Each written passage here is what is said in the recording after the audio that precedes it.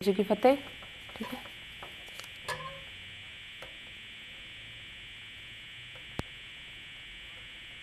ਵਾਹਿਗੁਰੂ ਜੀ ਕਾ ਖਾਲਸਾ ਵਾਹਿਗੁਰੂ ਜੀ ਕੀ ਫਤਿਹ। ਮੈਂ ਤੁਹਾਡੀ ਹੋਸਟ ਨੀਮਕੋਟ ਤੇ ਟੀਵੀ 84 ਦੇ ਸਾਰੇ ਦਰਸ਼ਕਾਂ ਦਾ ਹਾਰਦਿਕ ਸਵਾਗਤ ਕਰਦੀ ਹਾਂ। ਪ੍ਰੋਗਰਾਮ ਸੱਚੋ ਸੱਚ ਵਿੱਚ ਪੰਥ ਦੀ ਮਹਾਨ ਸ਼ਖਸੀਅਤ ਡਾਕਟਰ ਅਮਰਜੀਤ ਸਿੰਘ ਜੀ ਸਾਡੇ ਸਟੂਡੀਓ ਵਿੱਚ ਆਏ ਹੋਏ ਨੇ। ਆਓ ਨਾਲ ਮਿਲ ਕੇ ਪ੍ਰੋਗਰਾਮ ਸ਼ੁਰੂ ਕਰਦੇ ਹਾਂ। ਡਾਕਟਰ ਸਾਹਿਬ welcome to our show. Thank you. Doctor ਸਾਹਿਬ ਅੱਜ 6 ਸਤੰਬਰ 2013 22 ਭਾਦੋਂ ਨਾਨਕਸ਼ਾਹੀ ਸੰਮਤ 545 ਦਾ ਦਿਨ ਹੈ ਤੇ ਹੁਣ ਅਸੀਂ ਆਪਣੇ ਪ੍ਰੋਗਰਾਮ ਦੀ ਸ਼ੁਰੂਆਤ ਸਾਡੇ ਦਰਸ਼ਕਾਂ ਵੱਲੋਂ ਆਈਆਂ emails, phone messages, text messages, Facebook messages ਅਤੇ ਟਵਿੱਟਰ ਮੈਸੇਜ ਦੇ ਨਾਲ ਕਰਦੇ ਹਾਂ। तो साड़ी पहली ईमेल आई है लंडन तो वीर कुलदीप सिंह जी की। ये लिखते हैं, प्यारे वीर डॉक्टर साहब और भैनी लमकोट जी, वाहिगुरू जी का खालसा वाहिगुरू जी की फतेह। सब तो पहला मैं आप जी और अपने TV 84 की चढ़ती कला लिए वाहिगुरू जी की अरदास करता हाँ। उस तो बाद मैं अपना ये विचार साझा करना चाहता हाँ कि सानू TV 84 नूं एक ताकतवर राजनीतिक प्लेटफार्म बनाना चाहिए है। धार्मिक चैनल साढ़े कोल होर बथेरे हैं ਅਤੇ ਰਾਜਸੀ ਮਨੋਰਥ ਵਾਸਤੇ ਮਜ਼ਬੂਤ ਰਾਜਸੀ ਮੀਡੀਆ ਦਾ ਹੋਣਾ ਬਹੁਤ ਜ਼ਰੂਰੀ ਹੈ। ਮੇਰੀ ਸਿੱਖ ਅਤੇ ਸਿੱਖ ਦੋਸਤ ਬਿਜ਼ਨਸਮੈਨਾਂ ਨੂੰ ਬੇਨਤੀ ਹੈ ਕਿ ਉਹ ਵੱਧ ਚੜ੍ਹ ਕੇ TV 84 ਨੂੰ ਹਰ ਤਰ੍ਹਾਂ ਦੀ ਸੇਵਾ ਪ੍ਰਦਾਨ ਕਰਨ ਅਤੇ ਆਮ ਲੋਕਾਂ ਨੂੰ ਬੇਨਤੀ ਹੈ ਕਿ ਉਹ ਆਪਣੇ ਦਸਵੰਧ ਦਾ ਕੁਝ ਹਿੱਸਾ ਚੈਨਲ ਦੀ ਤਰੱਕੀ ਵਿੱਚ ਪਾਉਣ। ਜੀ ਡਾਕਟਰ ਸਾਹਿਬ। ਸਭ ਤੋਂ ਪਹਿਲਾਂ ਵੀਰ ਕੁਲਦੀਪ ਸਿੰਘ ਜੀ ਦਾ ਬਹੁਤ ਬਹੁਤ ਧੰਨਵਾਦ। ਉਹਨਾਂ ਨੇ ਸਾਨੂੰ ਲਿਖਿਆ ਔਰ ਹਮੇਸ਼ਾ ਹੀ ਕੋਈ ਨਵਾਂ ਆਈਡੀਆ ਜਾਂ ਕਿਸੇ ਨਵੀਂ ਜਾਣਕਾਰੀ ਦੇ ਨਾਲ ਹੀ ਉਹ ਸੰਬੋਧਿਤ ਹੁੰਦੇ ਨੇ ਜੀ। ਸੋ ਉਹਨਾਂ ਨੇ ਸਾਡੇ ਲਈ ਸਪੋਰਟ ਮੰਗੀ ਹੈ ਵਪਾਰੀਆਂ ਤੋਂ, ਕਾਮਨ ਸਿੱਖਾਂ ਨੂੰ ਵੀ ਉਹਨਾਂ ਨੇ ਕਿਹਾ ਕਿ ਆਪਣਾ ਦਸਵੰਧ ਦੇਣ। ਔਰ ਉਹਨਾਂ ਨੇ ਬੜੀ ਅਹਿਮ ਗੱਲ ਕਹੀ ਹੈ ਕਿ ਧਾਰਮਿਕ ਚੈਨਲ ਤਾਂ ਸਾਡੇ ਹੁਣ ਕਾਫੀ ਨੇ, ਚੰਗੀ ਗੱਲ ਹੈ ਕਿਉਂਕਿ ਧਰਮ ਬੇਸ ਹੈ ਸਾਡੇ ਸਾਰੇ ਜੀਵਨ ਦਾ।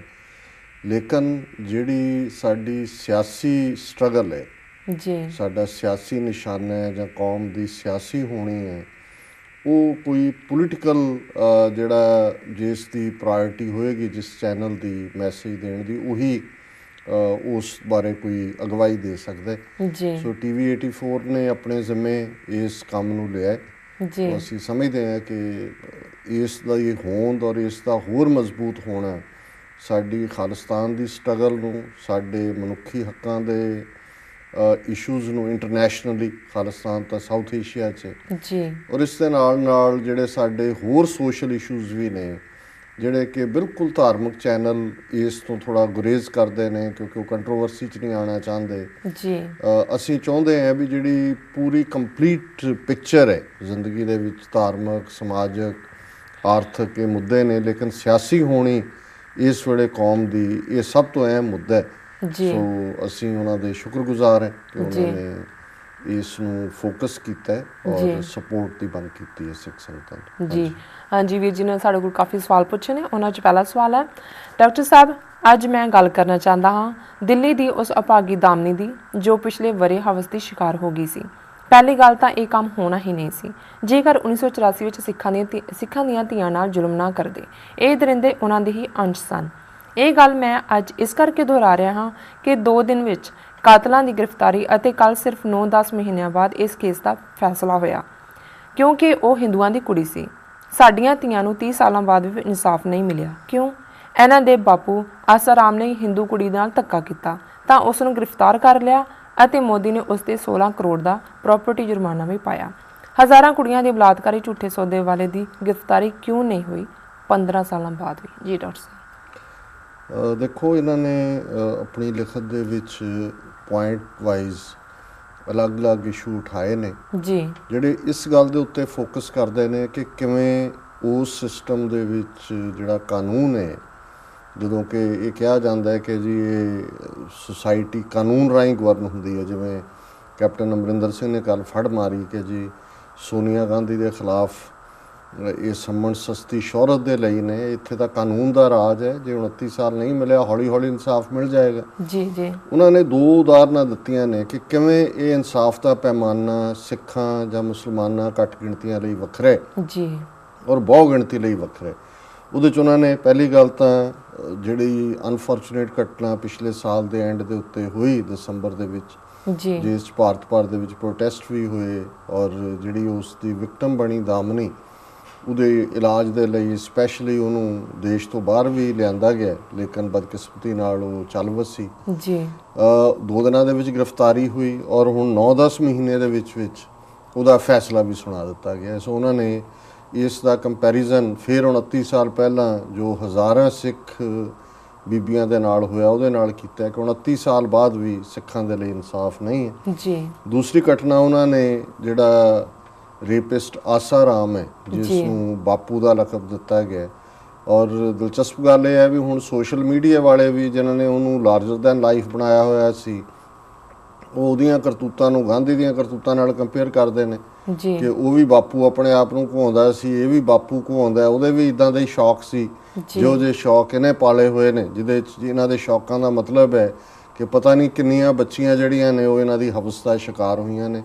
ਜੋ ਜਿਹਾ ਕੰਮ ਗਾਂਧੀ ਕਰਦਾ ਸੀ ਉਹਨੇ ਵੀ ਐਡਮਿਟ ਕੀਤਾ ਹੋਇਆ ਕਿ ਇਹ ਮੇਰੇ ਐਕਸਪੈਰੀਮੈਂਟ ਨੇ ਕਿ ਮੈਂ ਬ੍ਰਹਮਚਰਜ ਦੇ ਵਿੱਚ ਹਾਂ ਕਿ ਨਹੀਂ ਹੈ। ਸੋ ਉਹਨਾਂ ਨੇ ਇਹ ਕਿਹਾ ਕਿ ਵੀ ਇਹ ਗ੍ਰਿਫਤਾਰ ਵੀ ਹੋਇਆ ਆਸਾ ਰਾਮ ਜੀ। ਔਰ ਹੁਣ ਜਦੋਂ ਕਿ ਪਹਿਲਾਂ ਤਾਂ ਨਰਿੰਦਰ ਮੋਦੀ ਨੇ ਬੜੀ ਪਬਲਿਕਲੀ ਬੀਜੇਪੀ ਦਾ ਤਾਂ ਇਹ ਪੈਟਰਨ ਸੇਂਟ ਸੀ, ਉਹਨੂੰ ਸੈਂਟਰ 'ਚ ਬਿਠਾ ਕੇ ਆਪਣੀਆਂ ਇਹ ਸਭਾਵਾਂ ਕਰਦੇ ਸੀ ਜੀ। ਔਰ ਜਦੋਂ ਪਹਿਲੀ ਸਰਕਾਰ ਬੀਜੇਪੀ ਦੀ ਬਣੀ ਪਾਰਲੀਮੈਂਟ ਦੇ ਵਿੱਚ ਲਿਆ ਕੇ ਇਹਦਾ ਪੂਰਾ ਉਦੋਂ ਵਾਜਪਾਈ ਇੱਕ ਪਾਸੇ ਬੈਠਾ ਹੈ, ਇੱਕ ਪਾਸੇ ਸੁਸ਼ਮਾ ਸਵਰਾਜ ਬੈਠੀ ਹੈ, ਇਹਦਾ ਪੂਰਾ ਸੋ ਕਾਲਡ ਪ੍ਰਵਚਨ ਸੁਣਿਆ ਉਹਨਾਂ ਨੇ ਜੀ। ਸੋ ਉਹਨਾਂ ਨੇ ਬਿਲਕੁਲ ਠੀਕ ਕਿਹਾ ਕਿ ਵੀ ਉਹ ਜਦੋਂ ਹੁਣ ਫੜਿਆ ਤਾਂ ਹੁਣ ਨਰਿੰਦਰ ਮੋਦੀ ਨੇ ਵੀ ਉਹਦੇ ਤੇ 16 ਕਰੋੜ ਦਾ ਹਰਜਾਨੇ ਜਾਂ ਪਨਿਸ਼ਮੈਂਟ ਜਾਂ ਫਾਈਨ ਠੋਕਿਆ ਕਿ ਜੀ ਫਲਾਣੀ ਥਾਂ ਜਿਹੜੀ ਉਹਨੇ ਆਸ਼ਰਮ ਲਈ 2 ਦਿਨਾਂ ਦੇ ਲਈ ਸੀ, 2 ਦਿਨਾਂ ਲਈ ਲਈ ਸੀ, ਹੁਣ 20 ਸਾਲ ਬੀਤਣ ਬਾਅਦ ਵੀ ਉਹ ਅਜੇ ਤੱਕ ਨਹੀਂ ਮੋੜੀ ਹੈ ਜੀ। ਸੋ ਬਿਲਕੁਲ ਉਹਨਾਂ ਨੇ ਜੋ ਕਿਹਾ ਬਿਲਕੁਲ ਠੀਕ ਹੈ ਜੀ।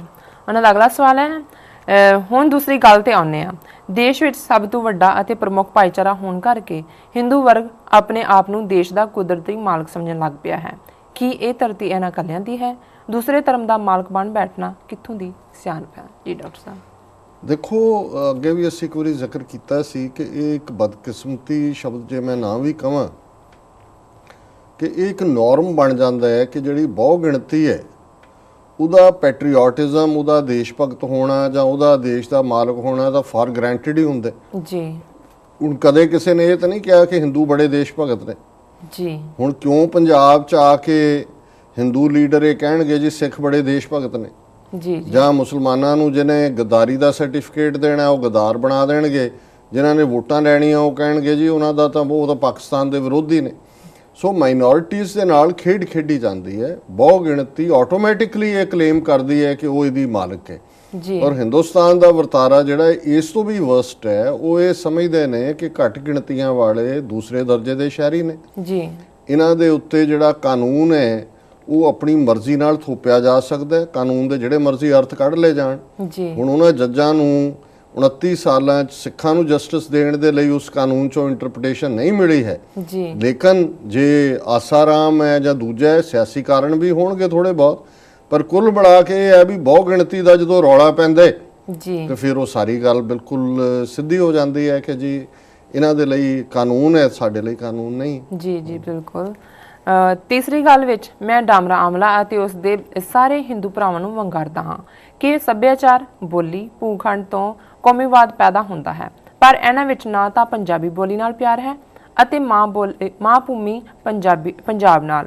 ਜੇਕਰ ਹੁੰਦਾ ਤਾਂ ਪੰਜਾਬੀ ਸੂਬਾ ਮੋਰਚੇ ਵੇਲੇ ਕਿਸੇ ਹਿੰਦੂ ਨੇ ਕਿਉਂ ਗ੍ਰਿਫਤਾਰੀ ਨਹੀਂ ਦਿੱਤੀ?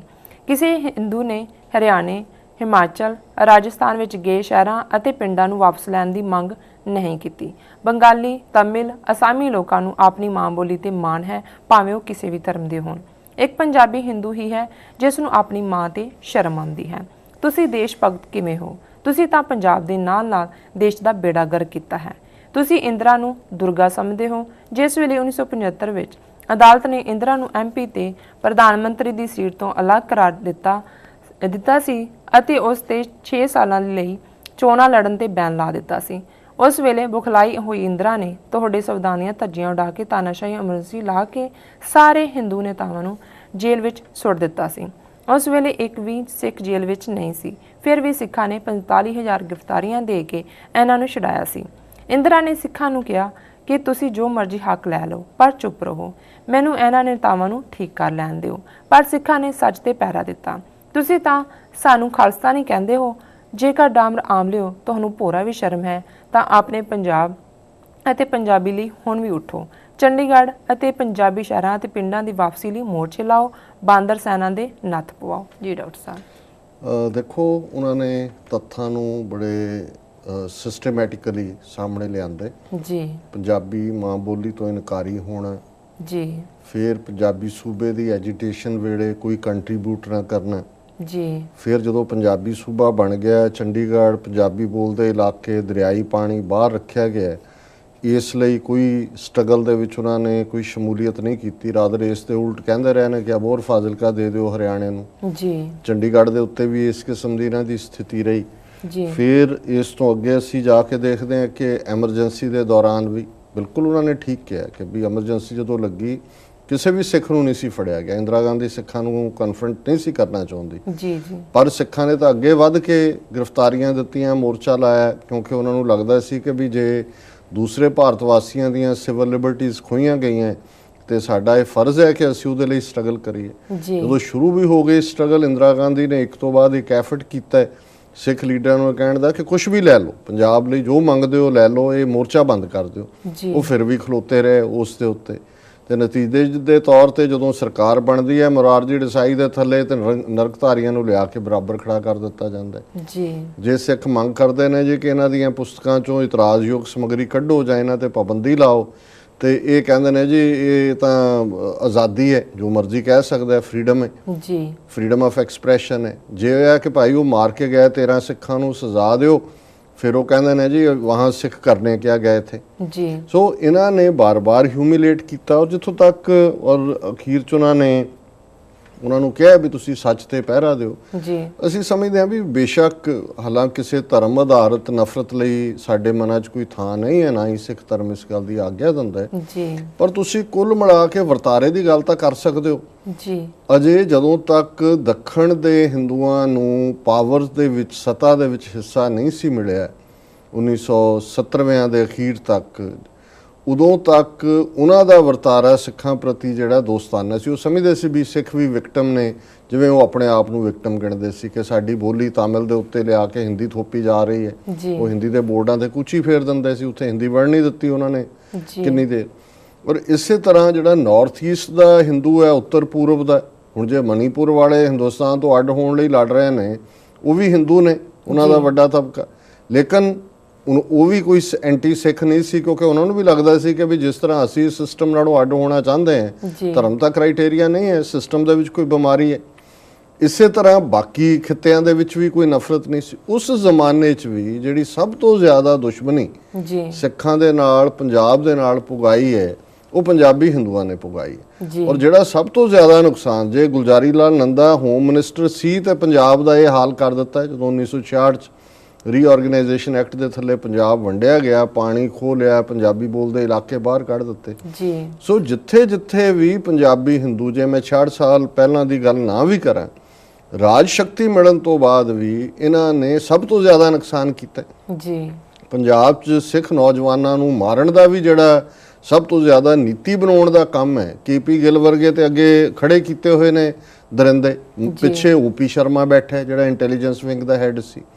ਪੰਜਾਬ ਦਾ ਗਵਰਨਰ ਸੁਰਿੰਦਰ ਨਾਥ, ਇੱਕ ਪੰਜਾਬੀ ਹਿੰਦੂ, ਜਿਹਨੇ ਮਿਲੀਅਨਸ ਆਫ ਰੁਪੀਸ ਜਿਹੜੇ ਨੇ ਉਹ ਕੈਸ਼ ਬਾਉਂਟੀਜ਼ ਦੇ ਵਿੱਚ ਦਿੱਤੇ ਕਿ ਕਿਹਨਾਂ ਨੂੰ ਤੁਸੀਂ ਵਡਿਆਉਣਾ। ਇਸੇ ਤਰ੍ਹਾਂ ਛੱਬਰ ਲਿਆ ਕੇ ਪੰਜਾਬ ਦੇ ਵਿੱਚ ਬਿਠਾਇਆ ਗਿਆ ਗਵਰਨਰ ਦੇ ਤੌਰ ਤੇ। ਸੋ ਪੰਜਾਬ ਦੇ ਸਾਰੇ ਹੀ ਇਹ ਜਿਹੜੇ ਜਿਨ੍ਹਾਂ ਨੇ ਸਿੱਖਾਂ ਦਾ, ਸਿੱਖੀ ਦਾ ਸਭ ਤੋਂ ਵੱਧ ਨੁਕਸਾਨ ਕੀਤਾ, ਉਹ ਪੰਜਾਬੀ ਮੂਲ ਦੇ ਹਿੰਦੂ ਨੇ। ਸਭ ਤੋਂ ਜ਼ਿਆਦਾ ਜਿਹੜੇ ਚੁਟਕਲੇ ਨੇ ਜਾਂ ਨਾ ਪੱਖੀ ਗੱਲਾਂ ਨੇ ਸਿੱਖਾਂ ਬਾਰੇ, ਇਹ ਵੀ ਇਹੀ ਵੀਰ ਕਰਦੇ ਨੇ ਜੀ। ਹੁਣ ਜ਼ਾਹਰ ਹੈ ਕਿ ਵੀ ਅਸੀਂ ਨਹੀਂ ਚਾਹੁੰਦੇ ਕਿ ਵੀ ਉਹਨਾਂ ਨੂੰ ਅਸੀਂ ਹਰ ਵਾਰੀ ਕਾਸਟੀਗੇਟ ਕਰੀਏ ਕਿਸੇ ਗੱਲ ਲਈ, ਪਰ ਚਲੋ ਜੇ ਅੱਜ ਦੀ ਜਨਰੇਸ਼ਨ ਪੰਜਾਬੀ ਹਿੰਦੂਆਂ ਦੀ ਉਹਨਾਂ 'ਚ ਕੋਈ ਤਬਦੀਲੀ ਹੈ, ਕੁਛ ਨੇ ਹੁਣ ਪੰਜਾਬੀ ਲਿਖਾਣੀ ਸ਼ੁਰੂ ਕੀਤੀ ਹੈ, ਕਿਉਂਕਿ ਹੁਣ ਹਿੰਦੀ ਲਿਖਾਣ ਦਾ ਕੋਈ ਸਿੱਖਾਂ ਨੂੰ ਨੁਕਸਾਨ ਨਹੀਂ ਹੁੰਦਾ, ਸੂਬਾ ਤਾਂ ਬਣ ਗਿਆ ਤੇ ਅਸੀਂ ਸਮਝਦੇ ਹਾਂ ਵੀ ਅੱਜ ਵੀ ਅਜੇ ਡੁੱਲੇ ਬੇਰ, ਮੈਂ ਨਾ ਵੀ ਕਹਾਂ ਕਿ ਡੁੱਲੇ ਬੇਰਾਂ ਦਾ ਕੁਛ ਨਹੀਂ ਵਿਗੜਿਆ, ਬੇਰ ਤਾਂ ਸਾਰੇ ਇਹਨਾਂ ਨੇ ਡੋਲੇ ਨੇ, ਰਾਦਰ ਨਸਲਕੁਸ਼ੀਆਂ ਕਰਵਾਈਆਂ, ਪਰ ਫਿਰ ਵੀ ਜੇ ਜਿਹੜੀ ਨਵੀਂ ਜਨਰੇਸ਼ਨ ਹੈ, ਇਹਨਾਂ 'ਚ ਕੋਈ ਡਾਬਰ ਆਮਲੇ,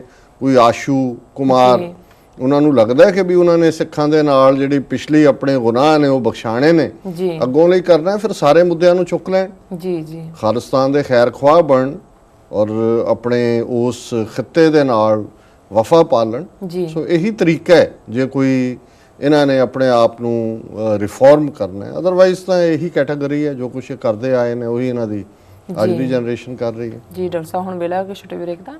ਵੀਅਰਸ ਤੁਸੀਂ ਸਾਡੇ ਨਾਲ ਇਸ ਤਰ੍ਹਾਂ ਜੁੜੇ ਰਹੋ, ਮਿਲਦੇ ਹਾਂ ਇੱਕ ਛੋਟੇ ਬ੍ਰੇਕ ਤੋਂ ਬਾਅਦ।